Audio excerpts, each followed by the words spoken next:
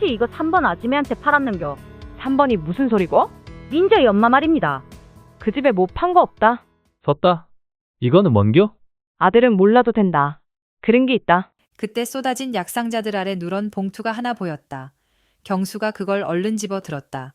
그 봉투엔 비밀 지키이소라고 써 있었고 봉투를 열어보진 않았지만 꽤 두툼했다. 보따리상 아줌마는 깜짝 놀라서 낚아채듯 그 봉투를 경수 손에서 뺏었다. 와, 남의 물건을 함부로 만지노. 그 봉투 그거. 방금 그 집에서 받은 거 맞지? 돈까지 받고 숨겨줄 만큼 대단한 비밀이 있는 거 아닙니까? 보따리상 아줌마는 펄펄 뛰면서 자기는 아무것도 모른다 그랬다. 그러니까 경수 누나가 이렇게 미군 부대 PX에서 물건 빼돌려서 파는 거 불법 아니냐고 하면서 같이 경찰서 한번 가보자고 난리를 치니까 갑자기 보따리상 아줌마가 벌벌 떨면서 술술 불기 시작했다고 한다. 첩삼은 예전부터 가끔 보따리상 아줌마한테 미제 초콜릿 같은 거를 사서 경수 아버지를 먹이곤 했다. 예전에 무슨 책에 초콜릿 먹으면 일시적으로 기운이 펄펄 난다는 얘기를 읽은 적이 있었다. 근데 그걸로 만족이 안 됐는지 섰다. 2시간, 12시간 같은 걸 종종 사서 그 약을 갈아서 경수 아버지가 좋아하는 막걸리에 타서 먹인 거다. 근데 경수 아버지가 그 약 기운이 펄펄 돌았는지 그 약 먹은 다음 날, 그 다음 날 연속으로 어떤 날은 하룻밤에 첩들 집을 3군데나 가기도 했는데 첩삼네 집에는 전보다 더 발길이 뜸해졌다. 난 이 대목에서 경수 아버지가 첩삼네 갔다 오면 몸이 이상한 게 느껴져서 안 갔을 수도 있다는 생각을 했다. 첩삼은 매일 밤새도록 경수 아버지 뒤를 밟으면서 어느 집에 들리는지 매일 밤 확인을 했는데 자기가 비싼 돈 들여서 재미 좀 보려고 미제약까지 실컷 먹여놨더니 엄한 데 가서 힘쓰고 다니는 경수 아버지가 점점 꼴배기 싫어지기 시작했다. 경수 아버지가 돌아가시기 열흘 전쯤 보따리상 아줌마가 퇴근했는데 집 앞에 첩삼이 기다리고 있었다 한다. 네 무슨 일이고? 뭐 급히 필요한 거 있나? 그 꽁으로 아직 남았어, 애. 있긴 있는데. 그라모. 있는 대로 다 주이소. 첩삼은 지인의 남편이 바람이 나서 그 마누라가 화가 억수로 났다면서 있는 대로 다 달라고 하더란다. 그 마누라가 자기 남편이 아무데나 가서 바지를 홀라당 내리고 다니니 본때를 보여줘야겠다고 했다. 보따리상 아줌마는 그 약을 건네면서 한꺼번에 많이 쓰면 위험하니 1회 복용량 잘 지켜서 먹이라고 했다. 약들 중 부작용으로 발기부전이 나타나는 약들이 꽤 있는데 아마도 항우울제나 정신과 계열 약들 또는 진정진통에 쓰이는 약들일 것으로 추정된다. 환자들 중 발기부전 이슈로 의료진과 상의 없이 약 복용 중단하는 경우 많다. 경수 아버지가 경수 말을 듣고 그 집에 갔던 그날 밤 전처럼 막걸리를 건넸다 한다. 근데 경수 아버지가 내 한 잔만 마시고 일어난대. 라고 말하자 오랜만에 뜨밤을 기대하고 경수 아버지를 맞았던 첩삼은 몹시 분노해서 보따리 아줌마에게 산 꼬무룩을 아줌마 경고도 무시한 채 몽땅 갈아서 막걸리 한 잔에 다 털어넣어 버린 거다. 원래는 완전 범죄를 꿈꾸면서 경수 아버지가 막걸리를 마시고 바로 나가주길 바랬지만 경수 아버지는 약이 섞인 막걸리를 먹고 바로 기절했고 아무 도움도 받지 못한 채 방치되셨다가 4시간 후 새벽 2시경 돌아가신 거다. 그런데 보따리상 아줌마의 마지막 말이 근데 민저희 엄마가 그 약을 사간 게 이번이 처음이 아니다. 경수와 누나일이 집으로 돌아가던 길에 경수는 누나에게 얘기를 했다. 사실은 그날 자기가 아버지한테 3번 아지매 집에 좀 들리라고 얘기를 했다고 했다. 내가 그날 그 말만 안 했어도 아버지 안 죽었다. 갱수야, 니 그런 생각 마라. 그날이 아니라도 언제든 일어날 수 있었던 일이다. 대신 우리가 꼭 그 아지매 깜빵에 쳐넣자. 지금 당장 경찰서 가서 신고를 해야 되나? 가만 있어봐라. 좀 더 확실한 증거가 필요하대. 밤늦은 시각이라 누나와 경수는 서둘러 집으로 향하고 있었는데 첩삼이 자기 집에서 나오다가 경수랑 누나를 보고 화들짝 놀라더니 바로 몸을 숨겼다. 3번 아지매? 뭐 찔리는 거라도 있는 모양이네. 왜 우리를 보고 숨습니까? 경수가 물었다. 찔리기는 뭐가 찔리노? 그러고 내 인자 3번 아니다. 내가 아직도 너가 아버지 첩으로 보이나? 첩삼이라고 그만 불러라. 말을 마친 첩삼은 서둘러 자리를 피했다.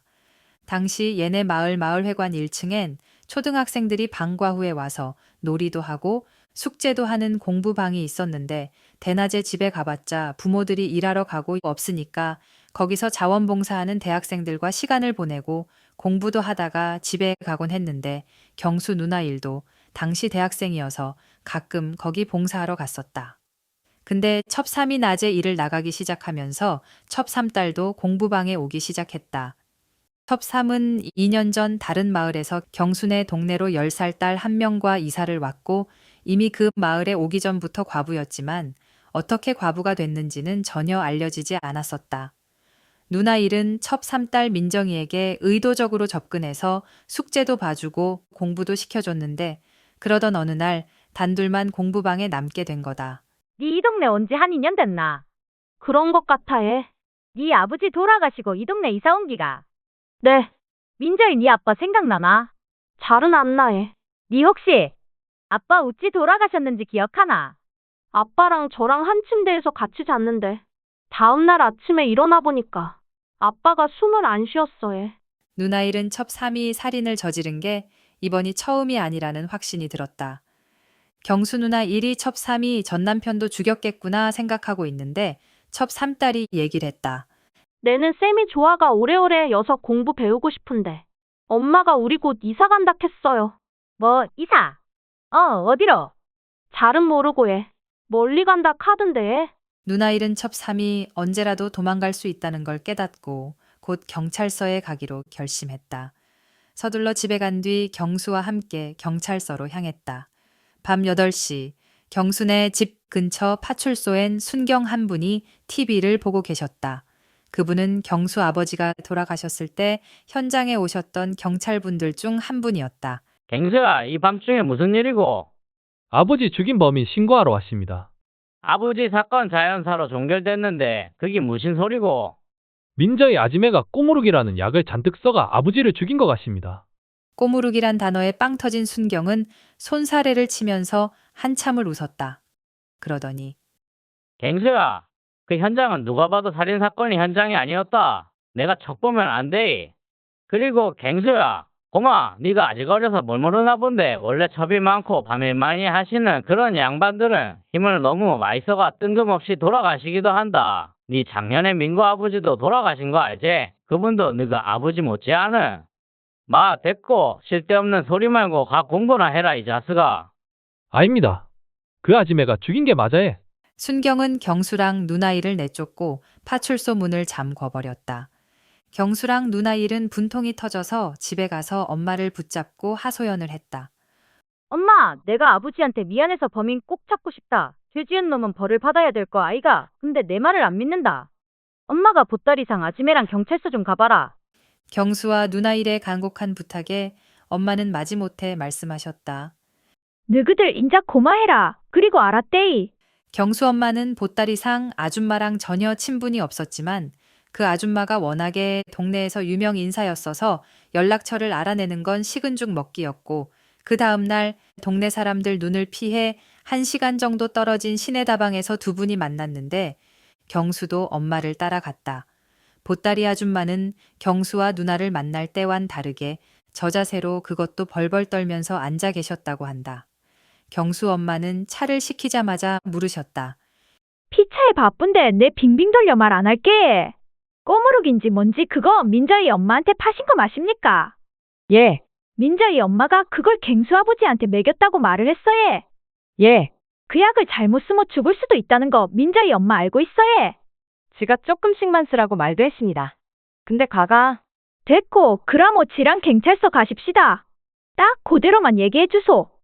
경찰서라는 말에 보따리 아줌마는 펑펑 울면서 안 됩니다. 지 밥줄 끊겨. 애들 아빠가 몇 년째 누워있어가 지가 벌어야 돼. 라고 경수 엄마 바지가랑이를 붙잡고 못 간다 말했지만 경수 엄마는 그대로 물러서지 않았다. 남편이 누워있다고 해. 참 안 됐네. 근데 내 좀 보이소. 남편 잃고도 삽니다.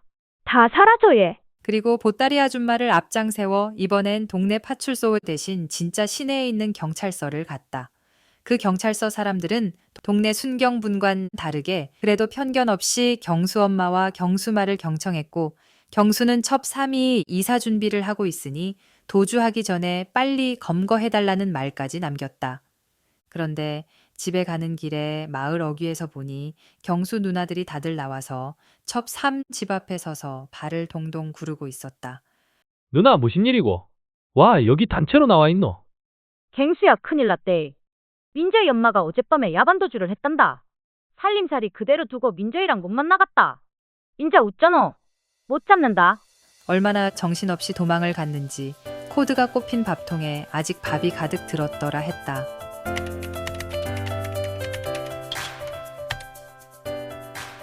좋아요, 댓글, 구독 잊지 마시고 댈러스 만담꾼의 더 많은 흥미진진한 이야기를 함께하세요.